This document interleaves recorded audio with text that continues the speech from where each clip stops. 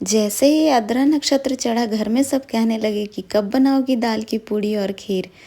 तो मैंने सोचा चलो दाल की पूड़ी और खीर बना भी देते हैं और आपके साथ शेयर भी करती हूँ।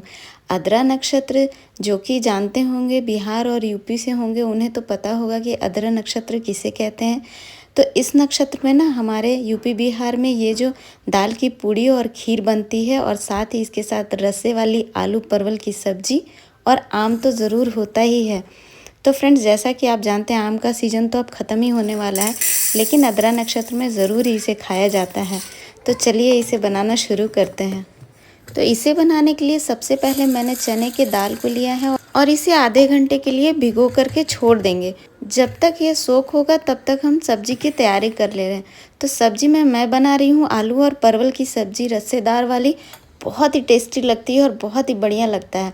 फ्रेंड्स, आप सोच रहे होंगे कि आद्रा नक्षत्र क्या होता है। आद्रा नक्षत्र बारिश शुरू हो जाती है और उसके बाद खेती जो है ना उसका पहला काम शुरू हो जाता है, जैसे कि बीज वगैरह खेत में डालना। तो ये जो नक्षत्र है इसे आद्रा नक्षत्र कहते हैं। खेती किसानों के लिए बहुत ही महत्वपूर्ण होता है। तो इस समय पे इसीलिए इसे आद्रा नक्षत्र कहते हैं और इसी समय पे मनाया जाता है। और अभी इस जैसे ही आद्रा नक्षत्र चढ़ता है उसके बाद रथ यात्रा की शुरुआत होती है। तो फ्रेंड्स, आज मैं बना रही हूँ परवल की सब्ज़ी। तो परवल को इस तरह से अच्छे से धो करके उसके बाद हम उसे इस तरह से लंबे लंबे टुकड़ों में काट लेंगे और एक और तरीके से काटेंगे। इस तरह से 2 टुकड़ों में कट करके उसके अंदर का जो बीज होता है उसे निकाल लेंगे। आप चाहें तो छोड़ भी सकते हैं अगर आपको पसंद हो तो, और अगर नहीं पसंद है तो आप उसे निकाल करके अलग कर दें, क्योंकि वह थोड़ा कटकट सा लगता है खाने में। तो इस तरह से मैं ना चारों तरफ से इसे छोटे छोटे टुकड़ों में कट कर ले रही हूँ। अलग नहीं करना है, उसमें ही रहने देना है। और इसी तरह से सारे परवल को हम कट करके रख लेंगे। 2 तरीके से मैंने कट करके बताया है, कुछ इस तरह से लंबे छोटे छोटे स्लाइसेस में। आप चाहें जैसा पसंद करें वैसा कट कर सकते हैं। तो इसे कट करके मैंने साइड में रख लिया है। साथ ही 2 मैंने आलू लिया है और उसे भी छिल करके कट कर लेंगे। और प्याज, बेसिक चीज़ें जो इसमें डलती हैं वो सारी चीज़ें मैं तैयार कर ले रही हूँ। तो आलू को भी मैंने छोटे छोटे टुकड़ों में कट कर लिया है और उसे पानी में डाल दिया है, क्योंकि आलू को अगर आप बाहर रखेंगे तो वो काला पड़ जाता है। तो इसलिए सबसे पहले फटाफट से कट करके उसे पानी में डाल देंगे। और प्याज भी मैंने एक लिया है, उसे भी चॉप कर लेंगे। साथ ही अब हम खीर भी तो हमें बनाना है, तो खीर की भी तैयारी कर लेते हैं। तो सबसे पहले मैंने इस तरह से गैस पे एक बर्तन रखा है, उसमें थोड़ा पानी डालेंगे, क्योंकि पानी डालने से ना दूध जो है वो अंदर चिपकता नहीं है। तो खीर बनाने के लिए मैंने 1 लीटर दूध लिया है और उसमें हम डालेंगे थोड़ा सा, बिल्कुल पानी डालना है।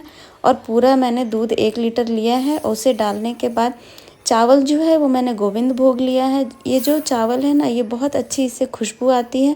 और 1 लीटर दूध में मैंने बिल्कुल 2 मुट्ठी भर के सिर्फ चावल लिया है। एक छोटे से कप से मैंने मेज़र करके लिया है। ये जो इसके दाने हैं ना बहुत ही छोटे छोटे होते हैं और इसका खीर बहुत अच्छा बनता है। आप जब भी खीर बनाएं ना तो चावल बहुत कम लें। इतना थोड़ा 2 मुट्ठी चावल में कम से कम 5 से 6 लोगों के खाने के जितना खीर बन के तैयार हो जाता है। तो जब तक दूध बॉयल हो रहा है तब तक मैंने इसे धो करके चावल को साइड में रख दिया है। साथ ही मसाले की तैयारी कर ले रहे हैं। तो इसके लिए मैंने अदरक, लहसुन, प्याज और थोड़ा जीरा मैंने लिया आधा चम्मच करके, और इसे ग्राइंड कर लेंगे। तो इधर दूध भी हमारा बॉयल हो गया है, उसमें डाल दे रही हूँ चावल। और चावल डाल करके इसे हमें थोड़ी देर तक कंटिन्यूसली चलाते रहना है, नहीं तो फिर ये अंदर की तरफ चिपक जाता है। तो खीर ना बहुत ही डिलीशियस बनता है। आप जितना कम चावल डालेंगे और उसे दूध में पकाएंगे ना बहुत ही अच्छा बनता है। तो देखिए इधर आधे घंटे तब तक हो चुके थे, तो हमारा जो दाल था वो भी जितना ज़रूरत था उतना फूल चुका है। अब इसे हम प्रेशर कुक कर लेंगे। इसे हमें ज़्यादा कुक नहीं करना है, इस बात का ध्यान रखना है। एक ही विजिल इसे लगने देना है। और दूसरी बार जब विजिल आने वाला हो तो आप गैस बंद कर दें। उसमें गैस को, जो उसका प्रेशर कुकर में जो गैस बना है उसे रिलीज़ होने दें, वैसे ही ऑफ़ करके छोड़ दें। और इसमें मैं थोड़ा सा नमक और हल्दी डाल करके इसे प्रेशर कुक होने के लिए रख दे रही हूँ। दूसरी तरफ हम सब्जी की भी तैयारी कर लेंगे और बीच बीच में खीर को चलाना बिल्कुल भी नहीं भूलेंगे, नहीं तो खीर हमारी गड़बड़ हो जाएगी, जल जाएगी अंदर से। तो इसे हम चला लेंगे, उसके बाद चढ़ा लेंगे सब्जी के लिए हम। तो सबसे पहले मैं इसे सरसों का तेल डाल रही हूँ। सरसों के तेल में सब्जी बहुत ही अच्छी बनती है।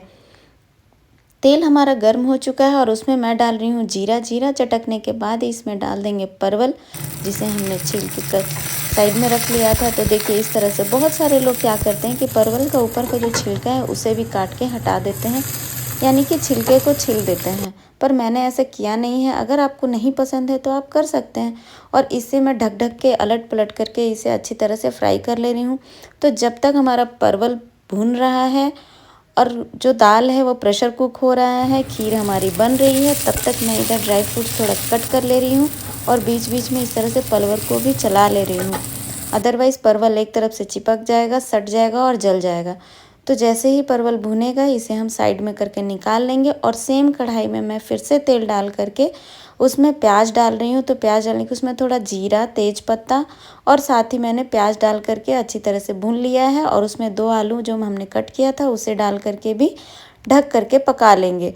और जब तक उधर हमारा आलू पक रहा है तब तक हम इधर जो हमारे ड्राई फ्रूट्स हैं उसे चॉप कर लेंगे। तो आपको जो भी पसंद है खीर में डालने के लिए आप उसे डाल सकते हैं। तो खीर को भी मैं बीच बीच में देख रही हूँ। भाई खीर बनने में तो समय बहुत लगता है। अगर आप अच्छी वाली खीर बनाना चाहते हैं, वैसे तो प्रेशर कुकर में भी लोग बॉईल करके बनाते हैं, पर वो उतना अच्छा नहीं बनता जितना ये बनता है। और इस बात का ध्यान रखें कि गैस का जो फ्लेम है वो हमेशा लो पर ही बनाएं। जब भी खीर बनाए ना, वो खीर जो है गजब की बनती है। इसे हमारे यहाँ पे तस्मई कहते हैं, जो सिर्फ दूध में बनता है। तो जब तक हमारा खीर बन रहा है इधर हम मसाले भी मैं सब्जी में डाल दे रही हूँ। तो इसमें मैंने डाला है धनिया पाउडर, जीरा पाउडर, अदरक लहसुन का पेस्ट, लाल मिर्च पाउडर, हल्दी, नमक और इन सभी को डाल करके अच्छी तरह से मिला ले रही हूँ। और इधर हमारा खीर जो है ना ऑलमोस्ट बन चुका है। देखिए कुछ इस तरह से देख रहे हैं आप, बहुत अच्छे से। और जो जो साइड में लगा हुआ है उसे भी मैं स्क्रैप करके निकाल ले रही हूँ। और साथ ही इसमें लास्ट में हम डालेंगे चीनी। फ्रेंड्स, जब भी आप खीर बनाएं तो इस बात का ध्यान रखें कि चीनी शुरुआत में बिल्कुल नहीं डालना है, नहीं तो चावल को पकने में काफ़ी समय लगेगा। तो मीठा हमेशा लास्ट में डालें। और उसके बाद मैंने इसमें डाल दिया है जो भी मैंने ड्राई फ्रूट्स कट किया था वो सभी डाला है। और एकदम लास्ट में मैं इसमें इलायची का पाउडर डालूंगी। तो अभी इसे एक बार और बॉईल होने दूंगी। मसाला भी इधर हमारा ऑलमोस्ट एकदम अच्छी तरह से भुन चुका है। और उसके बाद मैं इसमें डाल रही हूँ टमाटर। आप चाहें तो टमाटर को पीस करके भी डाल सकते हैं, मैंने इस तरह से चंक्स में कट करके डाले हैं। तो देखिए हमारा जो खीर है वो एकदम बन चुका है, एकदम इसकी थिकनेस है बिल्कुल परफेक्ट है। अब मैं इसमें डालूंगी इलायची का पाउडर। इलायची पाउडर डालने के बाद इसे अच्छी तरह से मिक्स करके गैस को कर देंगे बंद। खीर हमारी बनके तैयार हो चुकी है। और इधर मैं डाल रही हूँ आलू और परवल की सब्जी में पानी, क्योंकि मसाला भी हमारा भुन चुका है। और इसे हम ढक करके 10 से 15 मिनट तक पकाएंगे। एकदम लो मीडियम फ्लेम पे इसे पकने देना है। दाल हमारी आप देख सकते हैं इस तरह से पक चुकी है। एकदम इसे पेस्ट के फॉर्म में नहीं बनाना है, इसी तरह से बिल्कुल इसकी जो जो दाल है ना उसका जो दरदरा ऐसे ही होना चाहिए, घुलना बिल्कुल नहीं चाहिए। क्योंकि हम क्या बना रहे हैं, दाल पूरी। तो दाल पूरी में जो दाल होता है बिल्कुल ऐसा ही होता है। और ये जो दाल का पानी है इसे आप फेंके नहीं, इसे आप आटे गूंथने में या सब्जी की ग्रेवी में आप डाल सकते हैं, बहुत ही अच्छा रहता है। तो इधर मैं धनिया की पत्ती और मिर्ची भी कट करके साइड में रख ले रही हूँ, जो कि मुझे डालना है सब्जी में। तो धनिया की पत्ती डाल करके हम अपनी सब्जी जो है उसे भी कंप्लीट कर लेंगे। तो ये रस्से वाली आलू परवल की सब्जी ना बड़ा ही टेस्टी बना, बहुत ही अच्छा लगा। आप ज़रूर ट्राई कीजिएगा।